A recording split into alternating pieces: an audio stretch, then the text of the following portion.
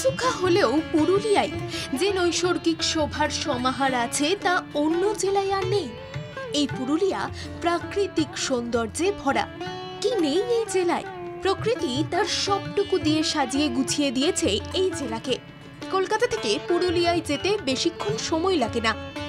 সেই পুরুলিয়া যে এত মোহময়ী তা জানে না অনেকেই। প্রতি ঋতুতে পুরুলিয়ার রূপ পাল্টাতে থাকে। পুরুলিয়া গেলে আপনি এমন কিছু জায়গা দেখতে পাবেন যা দেখে আপনি মন্ত্রমুগ্ধ হবেন। বারবার মনে হবে পুরুলিয়ার সেই সব জায়গায় ফিরে যেতে।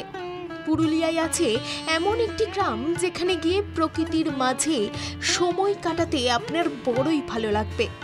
সেই গ্রামের নাম হলো চড়িদা। পুরুলিয়ার বিখ্যাত এবং ঐতিহ্যবাহী ছৌ নাচের কথা কে না জানেন।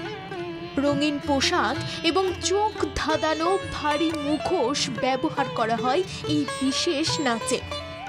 আর এই মুখোশ তৈরি করা হয় চড়িদা গ্রামে। এই গ্রাম অযোধ্যা পাহাড়ের কাছেই অবস্থিত। গ্রামের অধিকাংশ বাড়িতেই তৈরি হয় মুখোশ। এই গ্রামের অপর নাম মুখোশ গ্রাম। এই গ্রাম ধরে হাঁটতে গিয়ে দেখতে পাবেন দোকানগুলিতে উকি দিচ্ছে দেবদেবীর মুখ, বিভীষণ রাক্ষসের প্রতিচ্ছবি। এই মুখোশগুলির মধ্যে দিয়ে কেবল যে জীবিকা নির্বাহ করা হয় তা নয়, একজন শিল্পীর কঠোর পরিশ্রম, কর্মের প্রতি তাঁর ভালোবাসা আর পুরুলিয়ার সংস্কৃতিকে ফুটিয়ে তুলেছে প্রতিটি মুখোশে। 100 জনের মতো পরিবার বসবাস করে এই গ্রামে। আপনি চাইলে গ্রামে ঘোরার সময় কিনতে পারবেন মুখোশও। ছৌ মুখোশের মিউজিয়ামও রয়েছে এই গ্রামে, যেখানে শিল্পীদের তৈরি এবং ব্যবহার করা ছৌ নাচের মুখোশ সংরক্ষিত করা রয়েছে।